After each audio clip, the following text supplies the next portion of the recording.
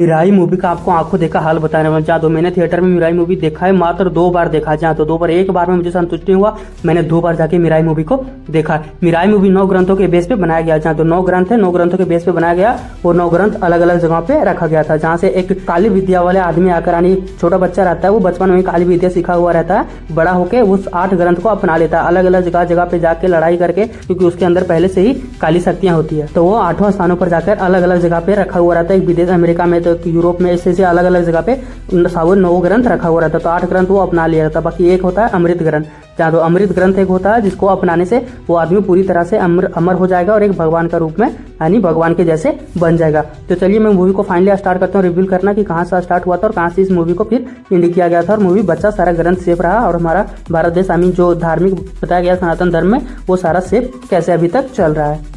9 ग्रंथ में जो सबसे महत्वपूर्ण है वो अमृत ग्रंथ। वो अमृत ग्रंथ एक लेडीज के पास रहती है और वो लेडीज के पेट में एक बच्चा रहता है और उसको मतलब भविष्य देखने का ये शक्ति होता है। तो भविष्य जब देखती है तो उसको पता चलता है कि कोई एक व्यक्ति, यानी एक दानव, सारे 9 ग्रंथ मिलाकर एक भगवान का रूप लेने वाला है, पूरी दुनिया को तबाह करने वाला, अपनी दुनिया अलग बनाने वाला है। तो उसी टाइम हिमालय पे जाती है औरत, अपने पेट में बच्चा को लेके हिमालय पे जाते हैं। हिमालय पे एक साधु मिलते हैं, उसका नाम तो सारा रिवील नहीं कर पाऊंगा, बट एक साधु मिलते हैं वहाँ पे, उन्हीं के पास वो जाती है। तो साधु उसको ज्ञान देते हैं, आई मीन उसको बताते हैं कि उसको क्या करना है और नहीं करना है। तो सबसे पहले उसको त्याग के बारे में बोला जाता है कि आपको त्याग करना होगा, उस लेडीज को त्याग करना होगा। तो लेडीज बोली मैं कुछ भी त्याग करने के लिए रेडी हूँ, बट उसको बोला गया कि उसको अपना बच्चा, जो पेट में बच्चा, उसको ही त्याग करना पड़ेगा। तो जब बच्चा उसका पैदा हुआ तो एक जगह पे, एक दिव्य जगह पे जाके उस बच्चे को शिवलिंग के पास जाके छोड़ देती है, आई मीन रख देती है शिवलिंग पे जाके। तो बच्चा बचपन से ही अलग अलग जगह पे जाता है, क्योंकि उसकी माँ उसको तारों से जाके, मतलब तारों के हिसाब से, जैसे तारा होता है ना, टूटता तारा हुआ गिरे हुए आप लोग देखे होंगे, उस तरह उस बच्चे को डायरेक्शन दिया जाता था। वो बच्चे को पहले तो समझ नहीं पता था, बट उसको वही लगता था कि जिधर तारा जाना है उधर ही मुझे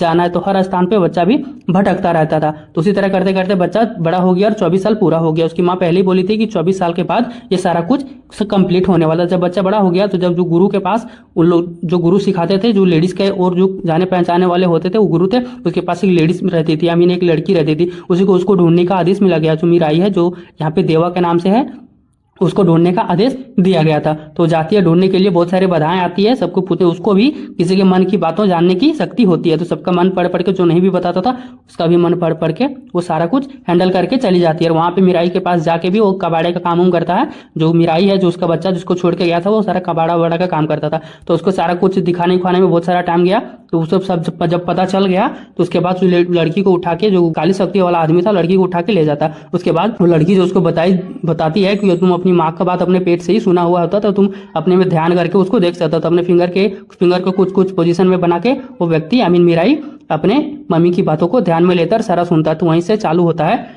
जब उस आदि मानव को, यानी उस दानव को 8 ग्रंथ का शक्ति मिल जाता है, उसको एक शक्ति बढ़ता है 9 ग्रंथ का, जो कि अमृत शक्ति होता है। तो वो उस टाइम उसके पास नहीं होता। जब वो उनके पास एक छड़ी आता है, जो उसका बेटा रहता है, जब पहुंचता है सभी डायरेक्शन को कंप्लीट कर करके जब वहां पे पहुंचता है, तो वहां पे गरुड़ देव रहते हैं। जो गरुड़ देव जब देखे होंगे रामायण के टाइम पे, जब सीता माँ को उठा के लेके जा रहा था रावण, तो वहां पे गरुड़ देव आए थे, उसका पंख कटा हुआ था, उसी टाइप वही वहां पे रहते हैं। तो जब वो आदमी वहां पहुंचता है, जिसको थोड़ा बाधा मिलता है, जब उसकी माँ का बात याद करता है तो उसको छूना रहता है गरुड़ देव का माथा। तो उसको पता चलता है कि कौन से उद्देश्य से आया हुआ है। जब उसका माथा टच करता है तो उसको पता चल जाता है गरुड़ देव को कि ये सही उद्देश्य से आया हुआ है। तो उसको एक स्टिक मिलता है, जो कि श्री राम ने अपने धनुष को, श्री राम जी ने अपने धनुष को स्टिक के रूप में परिवर्तन किया रहता है। बोले रहते हैं कि भविष्य में अगर कोई धर्म के लिए, रक्षक के लिए खड़ा होगा तो उसके हाथ में जाएगा, तो वो सारा कुछ फंक्शन काम करेगा, यानी सब उसके हित में ये काम करेगा। तो स्टिक उसके हाथ में लगता है। उसके बाद सब कुछ यहाँ पे कंप्लीट होते जाता है। तो उसके बाद उसकी माँ का रखा हुआ 9वां ग्रंथ उसको मिलता है। किसी को नहीं पता होता उस ग्रंथ के बारे में, और उस लड़के को भी नहीं पता होता। बस वो लड़का जो अपनी माँ के पेट में सुना हुआ था बात,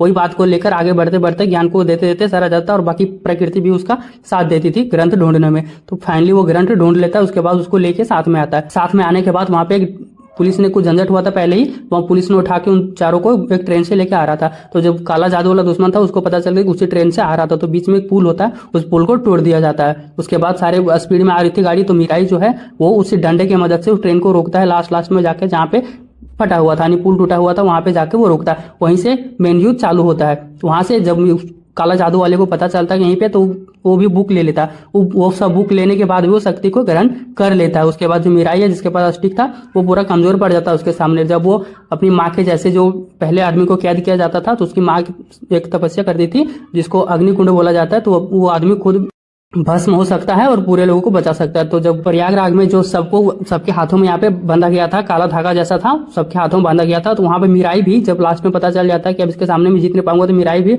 सभी लोगों को बचाने के लिए अपनी माँ के जैसे ही अग्निकुंड के जैसा वहां पे करता है। तो बट प्रकृति उसका साथ देता है, तो बारिश होने लगता है, तो उसका वो काम नहीं करता है। तो फाइनली वहां पे जो साधु होता जो पहले बताया होता, तो श्री राम का जो डंडा था, जो धनुष था, बट उस डंडे के रूप में परिवर्तन हुआ था, तो ऑटोमेटिक खड़ा होकर सामने आता। फिर ये जब लड़का उठ के जाता है डंडे को पकड़ता है, तो वो धनुष के रूप में परिवर्तन हो जाता है। उसी धनुष के उस व्यक्ति का वध होता है। काला जादू का जो व्यक्ति होता है वो दानव होता है, उसी धनुष से उसका तीर निकलता है, उसका वध होता है। बहुत बड़ा ब्लास्ट होता है, वहीं पे मूवी खत्म हो जाती है। तो ये था सारा इसका स्टोरी। शायद आपको कोई के पास मिस हुआ होगा, नहीं तो सारा पार्ट मैंने आपको बता दिया। शायद कोई पार्ट ऐसा मिस हुआ होगा, तो आप लोग मूवी देख लीजिएगा। मूवी बहुत ही ज्यादा शानदार है। मूवी एक सनातन धर्म पे बना गया है, पुराने ग्रंथ को लेकर, तो बहुत ज्यादा अट्रैक्ट करता है लोगों को। अभी एक सेकंड भी इधर उधर मूवमेंट नहीं कर सकते, इतना ज्यादा खतरनाक बना गया। चलिए वीडियो को पे खत्म करते हैं। आशा आपको समझ आ गया होगा कि आप कुछ गलती हुआ होगा तो माफ कीजिएगा, और प्लीज चैनल को सब्सक्राइब कर लीजिएगा। चलिए मिलते हैं नेक्स्ट वीडियो में।